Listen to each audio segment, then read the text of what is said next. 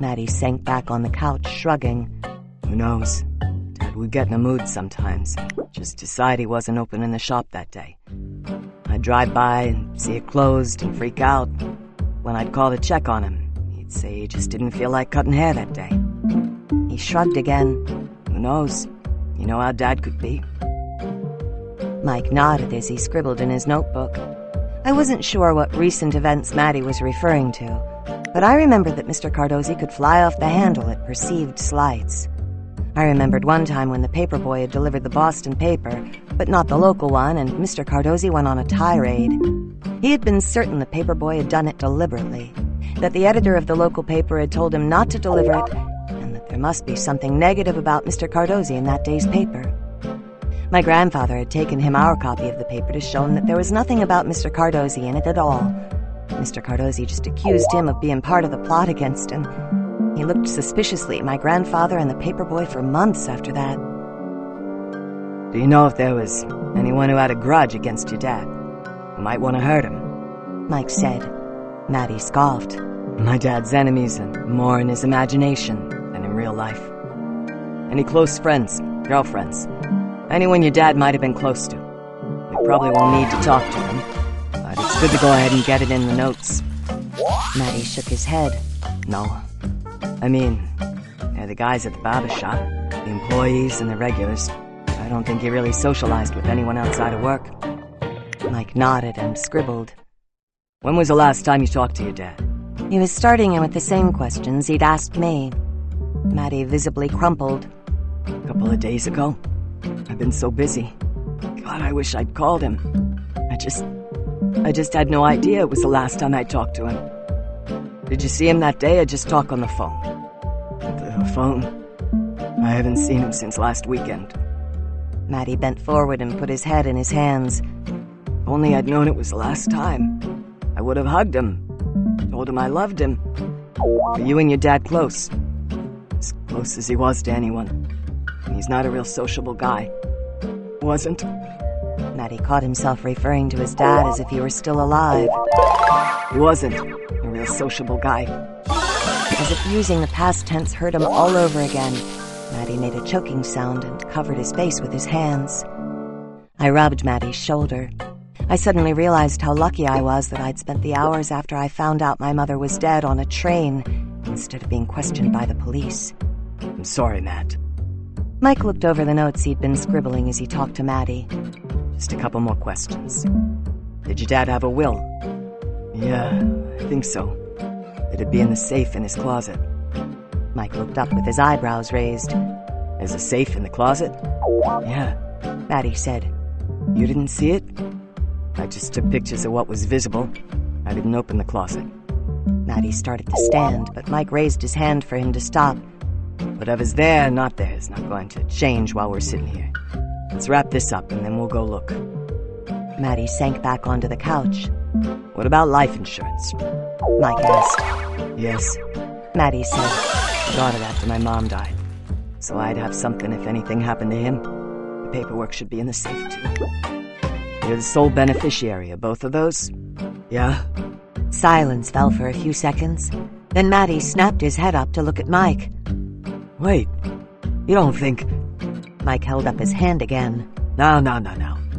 Just making sure I have all the information. Like I said, we probably won't need to use any of this, but it's better to go ahead and get it all now. Maddie nodded. Mike looked between his notebook and us several times, then made a face and took a breath. So, you showed up here at the same time as the ambulance, Matt? I looked at Mike sharply.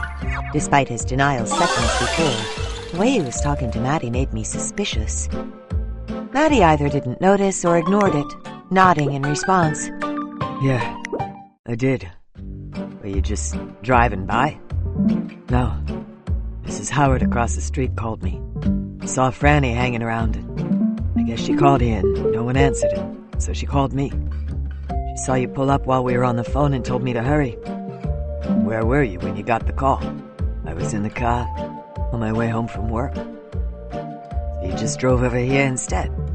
Mike said. Yeah. Mike nodded and scribbled some more in his notebook. I think that about wraps it up for me. What's the best number to reach you? Maddie gave him his cell phone number. Mike jotted it down, then looked at us. Okay. Want to show me the safe? Maddie nodded and pulled himself up off the couch. Mike followed him across the room, and I brought up the rear.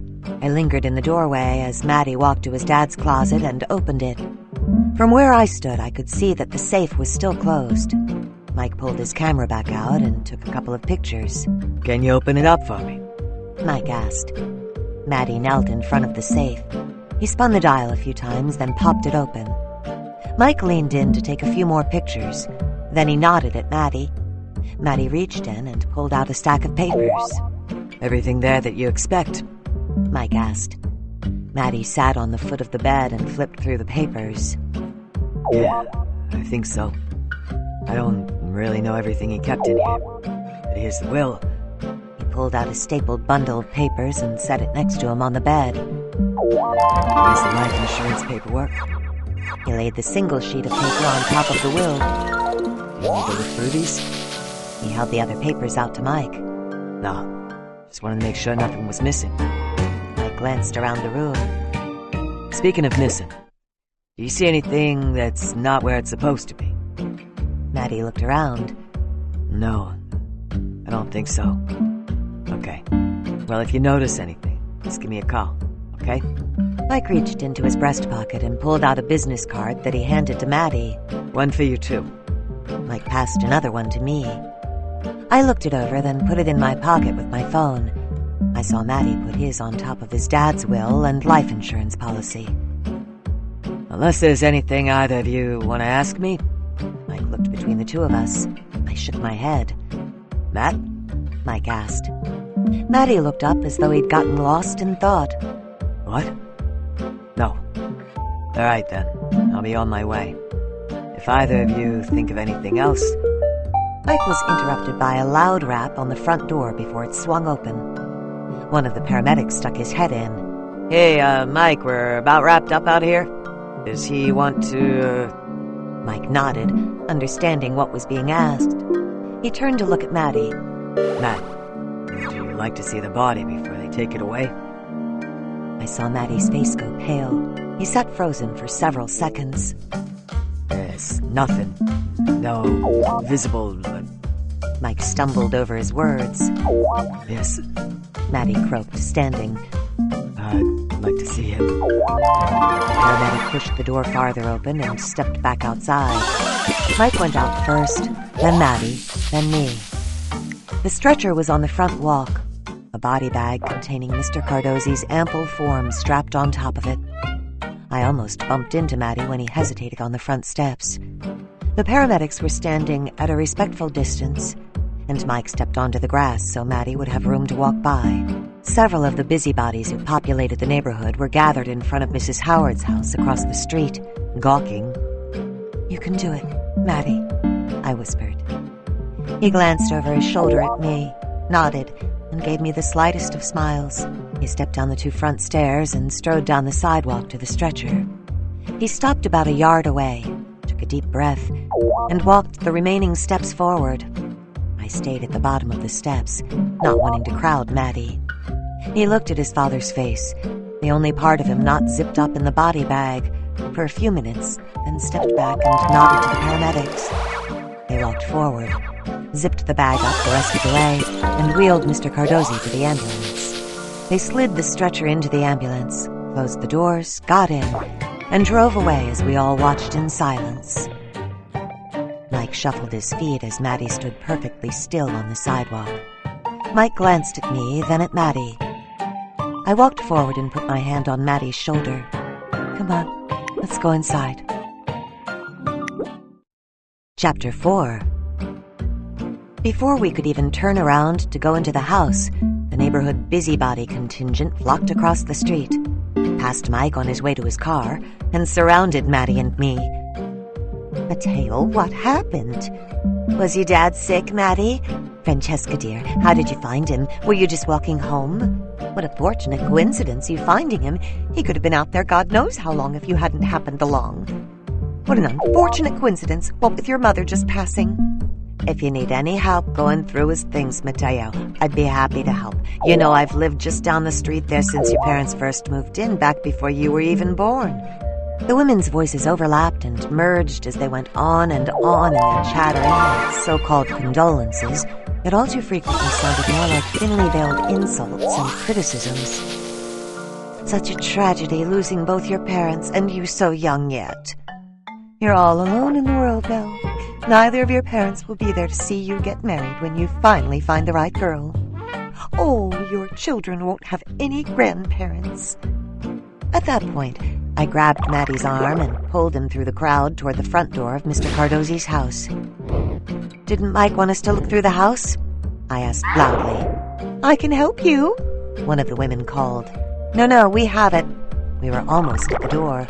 I know where everything belongs. I spent quite a bit of time with Gino. Maddie and I whirled around.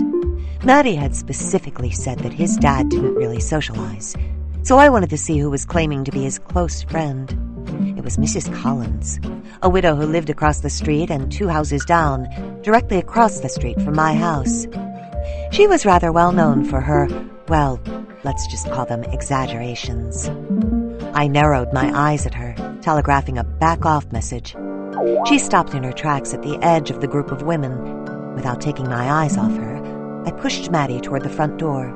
I backed through it after him and slammed it and locked it for good measure. Thanks for that, Maddie said as I stalked to the back door to lock that too. Satisfied that we would have no surprise or accidental visitors, I walked back to Maddie. They should be ashamed of themselves. I glanced around and noticed the living room curtains were open. I didn't put it past a single one of those women to walk through the flower beds and stare in, so I pulled the curtains closed, glaring through the window at the lingering crowd before I did. I walked through the first floor and closed the rest of the curtains before circling back to Maddie, who was still lurking in the entryway. That should keep them at least from being full-on peeping Toms, I said. Maddie nodded and shoved his hands in his pockets as he looked around. He's really gone, huh? The aggression I had felt toward the meddling neighbors vanished, and I was filled again with sympathy for Maddie. I rubbed his upper arm with my hand. I'm so sorry. He was quiet, staring at his shoes. Then he looked at me. So, you found him? I swallowed hard and stepped back, shoving my hands deep in my pockets. Yeah, I said as I nodded. Did he look... How did he... I thought he was asleep, I said softly, understanding what Maddie was asking. And you didn't see any... No. Maddie nodded and looked at the ceiling with a sigh. Thank you. For what? I scoffed. I'd found his father's dead body and called the police. That was nothing special. In fact, I wouldn't have blamed Maddie if he'd been angry with me. Finding him, calling the police, saving me from the biddy brigade out there. He listed. I didn't do anything special. Who knows how long he would have been back there if you hadn't walked by. I shrugged. I'm sure it wouldn't have been long. Doesn't matter, Maddie said. Any time is too long. I nodded sympathetically. My mother had collapsed in public and been whisked straight to the hospital. I couldn't imagine how awful it would be to know that your loved one had been lying somewhere, dead, for an extended period of time. Maddie took another deep breath. Should we look around? See if there's anything missing at a place that Mike didn't notice? We? I asked, surprised. We'd been close growing up, but I had barely seen Maddie since high school. Even though I'd been thrust back into his life, I didn't expect him to want to share such a personal moment with me. He shrugged. I don't really want to be alone. And you've just been through the same thing. You're not going to be all nosy and stuff. Ask me a bunch of intrusive questions about how I feel about everything. Well, that was true. The first days after I'd been home, several of my mother's friends had come by, including some of the women from Mrs. D'Angelo's Ladies' Auxiliary. They supposedly wanted to express their condolences. They'd seemed more interested in poking around the house, making snide comments and asking not so subtly about what had gone wrong with my fiancé. People who came by and just wanted to express their condolences and sit quietly with me, drinking a cup of coffee while I stared into space, were few and far between. But they were much more what I needed as I struggled to process everything. "Okay then," I said. "Where do you want to start?" Living room? Maddie suggested. That seemed like as good a place as any, so we walked back to the room where we'd sat and waited for Mike what seemed like ages ago, even though it had only been an hour. We worked our way through the house, one room at a time. Maddie looked around in each, surveying the contents. He told me stories about the objects in each room, souvenirs they picked up on vacation, the lamp he'd broken when he threw a baseball through the open window while playing catch with his dad, knickknacks that his grandparents had brought over from the old country, trinkets that had belonged to his mother. I already knew a lot of the stories from growing up with Maddie, but I let him share them anyway. I knew how much he needed to talk about his dad without any pressure from me. We finished without finding anything that looked unusual and returned to the living room. You want a cup of coffee? Maddie said. I know it's getting late. I think my dad keeps some decaf, although I feel a little inadequate making it for the coffee queen here. I laughed a little. "Whatever you have will be fine." Yeah, I'd been around coffee my entire life and could tell a good cup from a bad cup by the look and the smell, but that didn't mean I didn't have manners. Besides, decaf or no, I knew I wouldn't be getting much sleep that night. All right, Maddie said as we headed toward the kitchen. He reached to open the coffee pot to put in the filter and grounds, but stopped suddenly. "What is it?" I asked. I didn't notice before. Coffee pot's half full. It looks like Dad was only on his first cup. He pulled out the coffee pot and held it up for me to see. Sure enough, it was only partially empty. Maddie paused, staring at the coffee pot. The visual evidence of his dad's interrupted morning must have brought his grief back to the forefront. Not that I could blame him. He looked at it for a few more seconds, then poured the coffee down the sink. He rinsed out the pot and started a fresh batch. We sat in silence at the kitchen table, each of us lost in our thoughts of our own parents' recent passing. With a lot of people, that kind of silence might have been awkward, but with Maddie, it felt completely comfortable. When the coffee was ready, Maddie poured us each a cup and brought them back to the table. "Sorry, no fancy designs," he said with a sad smile. "It tastes just as good without them," I said before taking a sip. It did not taste good. Clearly, Mr. Cardozi hadn't spent any more on his coffee than he'd absolutely had to. It was so bad, I actually wondered if there might be something wrong with the coffee maker. I set my cup on the table. I'd had a lot of bad coffee in my life, and swallowed some of them down just to be polite. I wasn't sure I could manage it with this one. Maddie put his cup down at the same time as I did. We sat for a moment, each staring at our cups.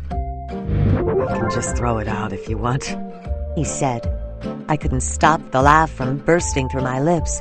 Clearly Maddie thought the coffee was just as bad as I did. "That might be a good idea," I said. Maddie took my mug and his cup over to the sink. He poured them both out, then grabbed the pot from the coffee maker and poured that coffee down the drain as well.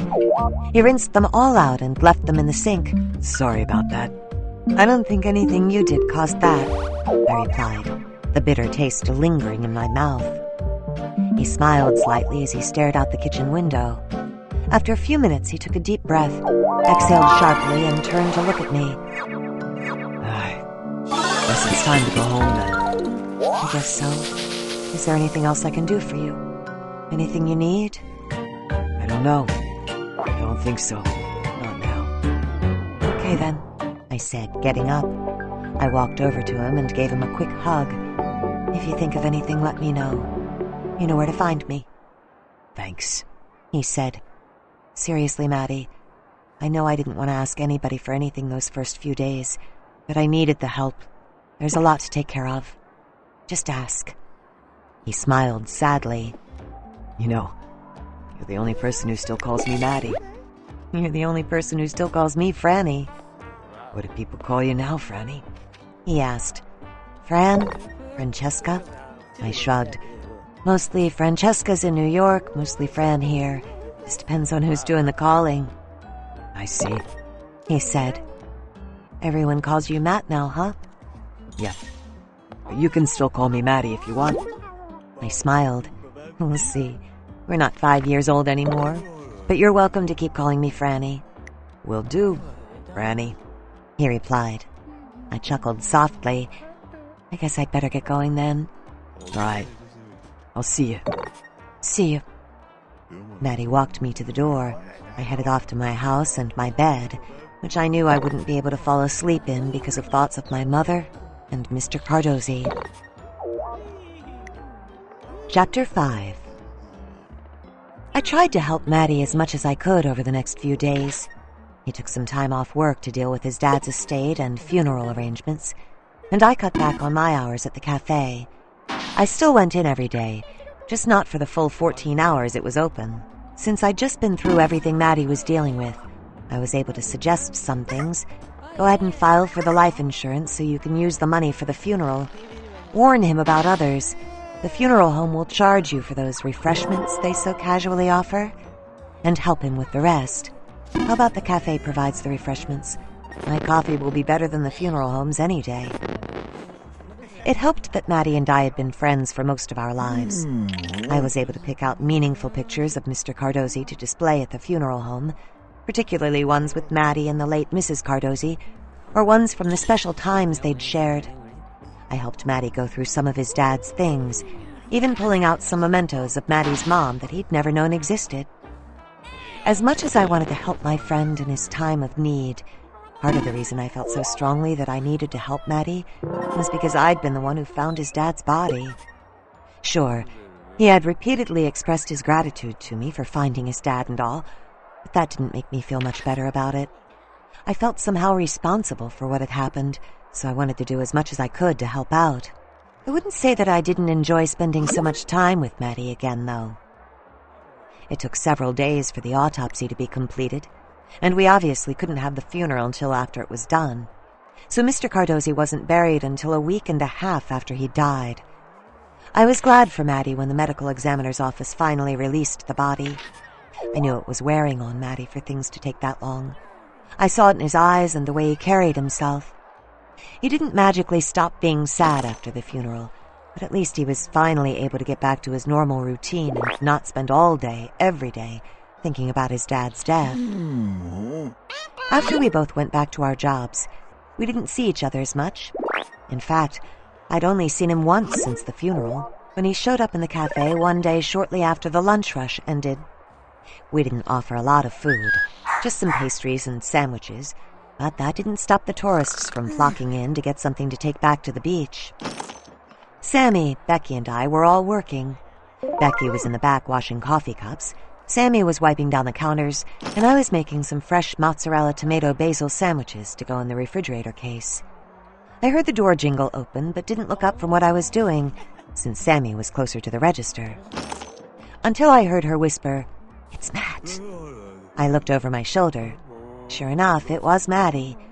I was surprised to see him because, even though he lived in Cape Bay, he actually worked a couple of towns over.